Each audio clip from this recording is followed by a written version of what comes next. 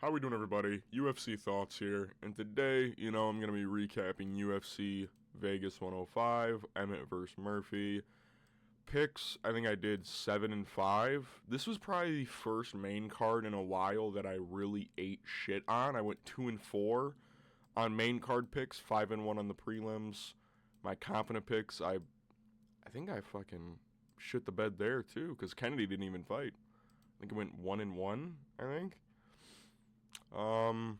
It was a pretty weak card, I'll be honest. Usually cards like this, they usually live up or live way past expectations, but there wasn't a lot of substance on this card, and I got the main event wrong. Speaking of the main event, let's get right into Josh Emmett versus Lerone Murphy. Lerone just clearly outstruck him in every round. There were some closer rounds, like round 1 and round 2, maybe, if you count the slam. But striking-wise, Josh kind of just, dwindled as the fight went on. And he also got hurt in round 5. Personally, I probably would score this shit 4-1 at best for Josh Emmett. 4-1 Lerone Murphy, that is. I would understand a 5-0 scorecard, I'll be honest. I think a round some of the judges gave to Josh Emmett was 3, which I don't really understand at all. Lerone Murphy had no visible damage. Josh Emmett had 2 cuts. Let me actually put my cursor on. Let me actually do that. Capture cursor. Is it on there now? He had a cut right here in the center of his forehead. I forget if it was from the elbow or a headbutt, but when Josh enters in a little elbow strike happens and then they clash heads. So it could have been a thing where the cut got opened a little bit by the elbow and then got further opened by the head clash. And then he had a cut, imagine him flipped around, him looking backwards. He'd have a cut here, but it'd actually be on this side. You know what I mean? Lerone had no visible damage. He just won, dude. Round 1 was probably the closest round. Round 2, Josh Emmett had a cool slam that counted for some points. And then another takedown, but he didn't do anything in the striking department. Very good win for Lerone Murphy. I honestly have no idea who you give him next, because, featherweight, if we go to rankings, right, featherweight is so, bloated, because he's not going to be here, and Brian Ortega's talking about moving up. So you got all of these dudes possibly just dipping. You could do him versus Movsar Evloev. Yair already has a fight, and we don't know if he's going to even win that. That could end up going bad for him. I think Yair will most likely beat Patricio Pitbull. Volkanovski's probably going to become the champion, or one of these guys will become champion. Arnold Allen, I think, is injured now. I think he said that he's injured, but he's going to start training in the next couple weeks. Yeah, I don't know.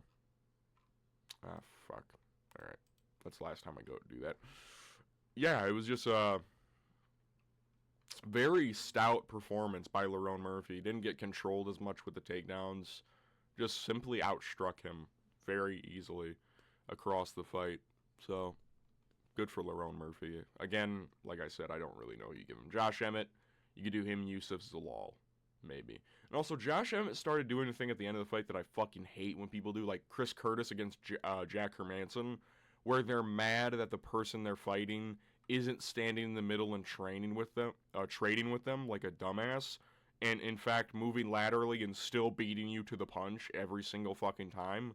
Dude, you don't look cool doing that. You look like a fucking jackass, okay? You don't look cool when you're like, fight me in the middle, oh, this is you, you're just running away. Yeah, and he's running away and kicking your ass anyways, dude. Who the fuck do you think you are? Shithead. We move to the co-main event. Oh, my God. Pat Sabatini versus Joe Anderson Brito. As you can tell, my prediction fucking sucked. Pat Sabatini, he might have had 14 minutes of control time in this fight. At least 13 minutes and 20 seconds. Joe Anderson did fucking nothing in this fight. He couldn't get up at all. In fact, he almost got finished at the end of the fight, because that's when Pat Sabatini actually started unloading ground and pound. But yeah, Joe Anderson literally couldn't do anything. Pat just took him down, held him down, did very good at that and actually did damage, unlike some other people on this card. It was a dull co-main event, but it was a very impressive performance from Pat Sabatini, and the fact that he could hold Joe Anderson Brito down as easily as he did, and also lit off some punches. I wish Pat would have advanced to top mount more, because he was kind of just half guard camping him the entire time, which I don't really like when fighters do that. But it was impressive when Pat Sabatini did it because he was doing it against Joe Anderson Brito, And he was very safe on the feet. Very safe on the feet. Evaded a lot of the shots that Joe Anderson actually did throw at him. Yeah, good win for Pat Sabatini. It does suck because I don't think Pat Sabatini is going to become anything. He's 34 years old as a prospect, which is actually older than Lerone Murphy. And Joe Anderson Brito, he had aura about him a little bit. Now Pat Sabatini's building some aura for himself, but I don't know. I feel like if this guy fights anyone with solid takedown defense, Joe Anderson, I thought had good takedown defense. Did he not? He had 73. So I guess he shut that shit down, son. A great win for Pat Sabatini. Great win. We move to the featured fight. Cortavius Romeus versus ChangHo Lee. Dude, ChangHo Lee made it look easy like I said he could. But I didn't expect him to make it look this easy. This was a dogfight on the feet. They were slamming each other in the pocket. But when it got to the ground, man, dude, ChangHo Lee fucked him up pretty bad. He fucked him up pretty bad.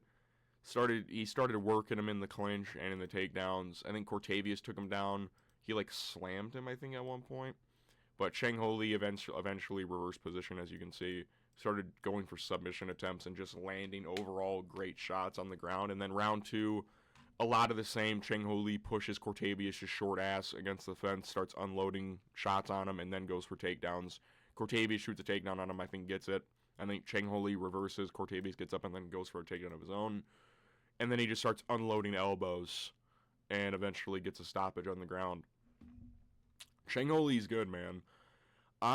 Like I said in my picks and breakdown, I said I think ChangHo Lee can get this done relatively easy. I didn't expect him to get it done this easy, like I said. Yeah, this was a dominant performance, man. Dude, ChangHo Lee has my full attention.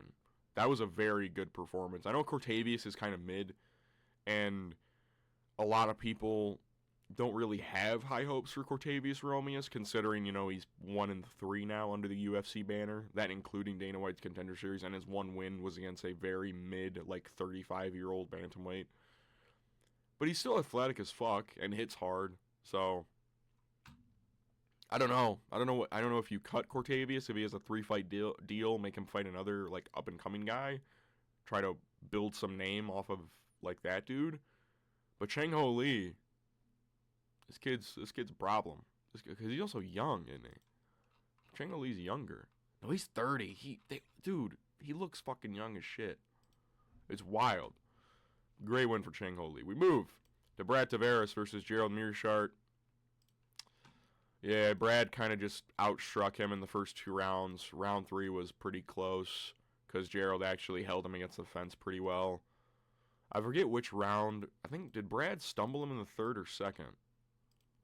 He stumbled him in one of these rounds. I think was it the 2nd? I don't know. Yeah, Brad was just quicker than him, hit harder, and Gerald couldn't get his takedowns going, went 0 of 8. Round 3, Brad actually stumbles against the fence and allows Gerald to get his back a little bit. Not taken down, but in the clinch. And still Gerald couldn't really do much except get some pocket shots off. Good win for Brad Tavares. That's 1 win in his last 5. Well, now he's 2-3 in his last 5 now. Yeah, Gerald, he's just kind of old. He can't really, Brad Tavares, his whole thing is his takedown defense. That's one of his best attributes. And Gerald Meerschaert's wrestling isn't really all that good anyways. So, good win for Brad Tavares. But I wanted to see him get a finish, though. That's something I did want to see, and he didn't get that. He landed some hard shots on Gerald Meerschaert, which makes you wonder how hard 2 other motherfuckers hit, like Joe and Kamzat. Because Brad was landing some pretty rough shots on Gerald Meerschaert. And he just stood there and ate them. So, Gerald's still competitive with the upper echelon of the unranked division. But, I don't know. Gerald's old. So is Brad. We move to Ode Osbourne versus Louis Garule. Dude, Ode slumped him bad.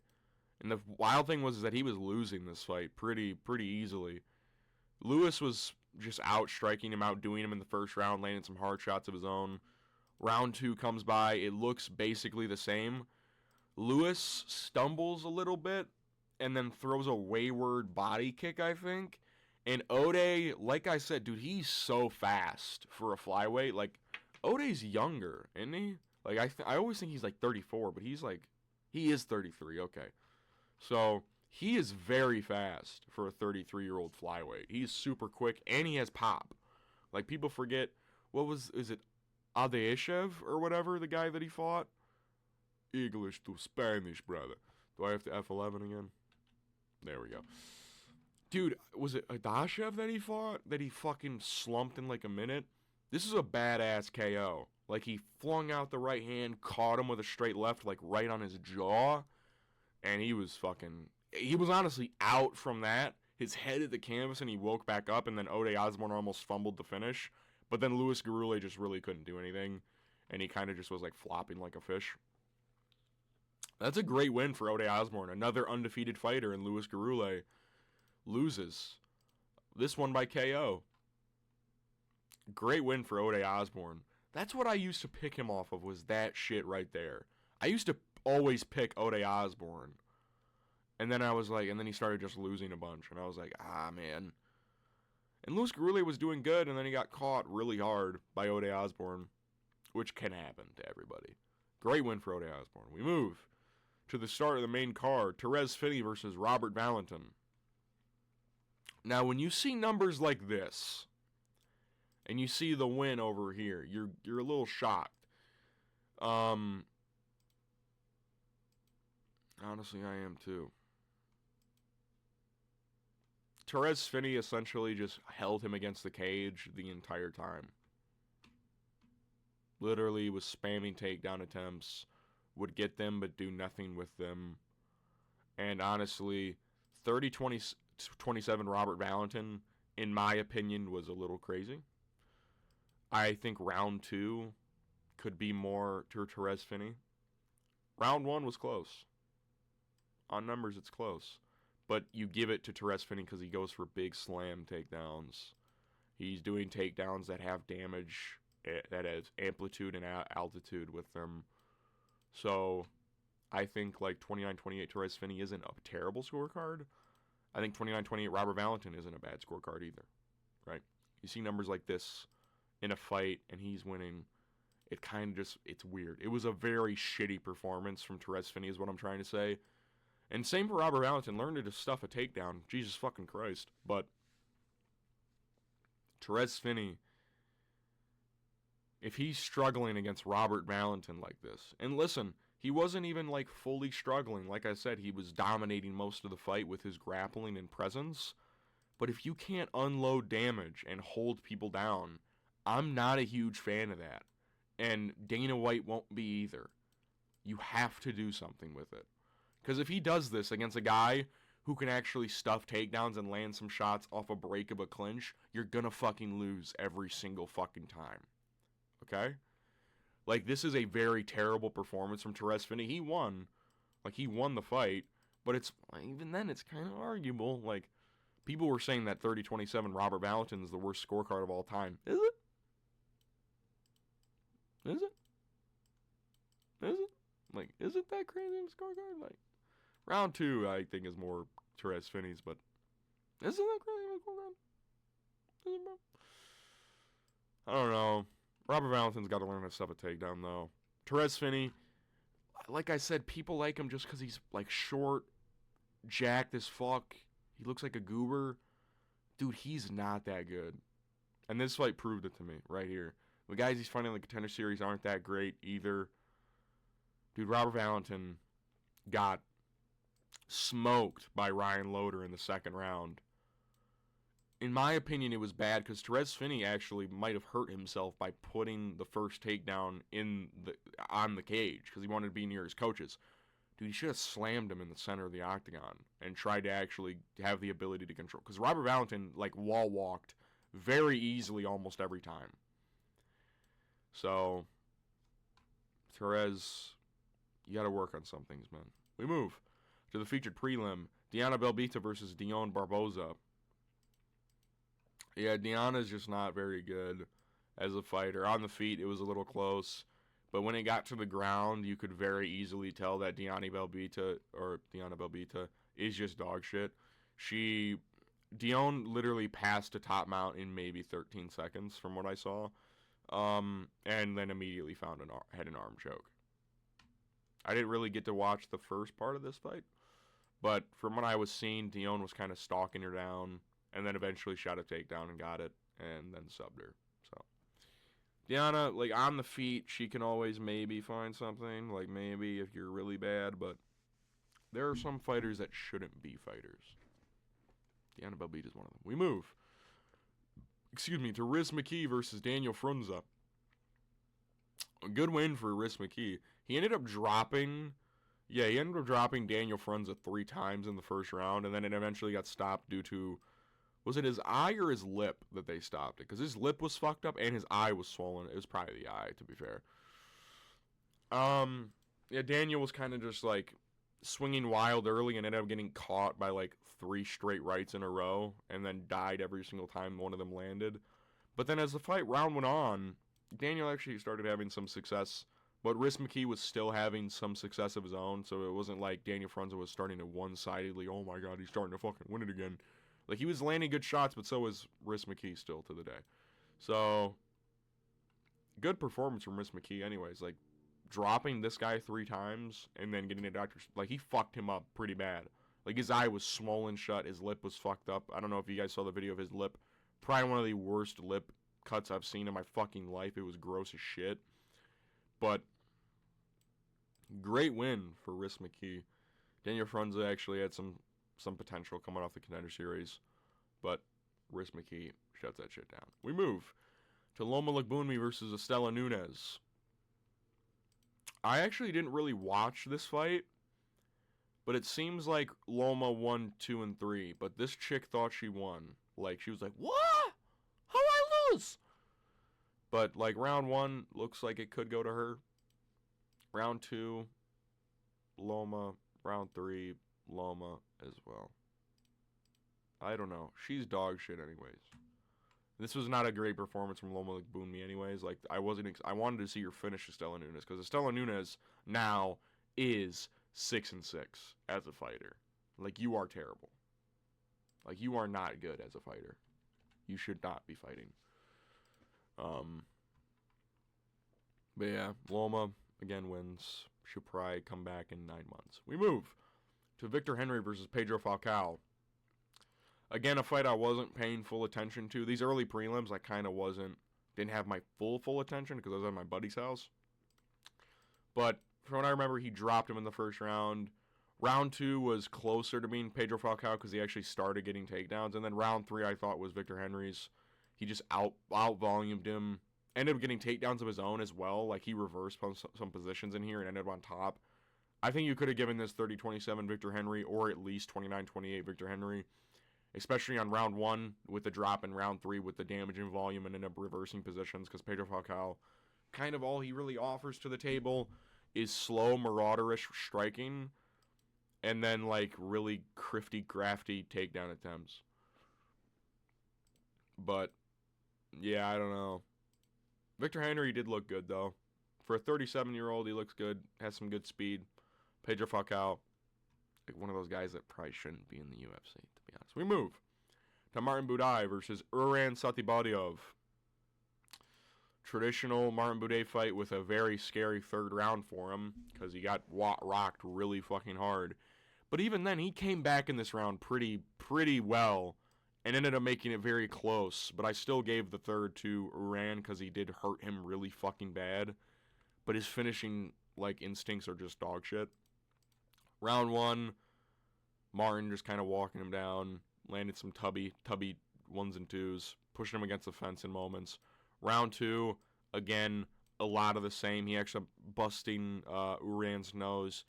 Round 3, like the same thing, but with, like, Uran hurting him in the middle of the round, and then Martin Buday just starts, like, grimace shaking all over him, and then like holding him against the fence and actually doing some good work. Good performance by Martin Muday. He would have gotten smoked by Kennedy Nzechukwu, in my opinion, but he moves to 5-1 in the UFC.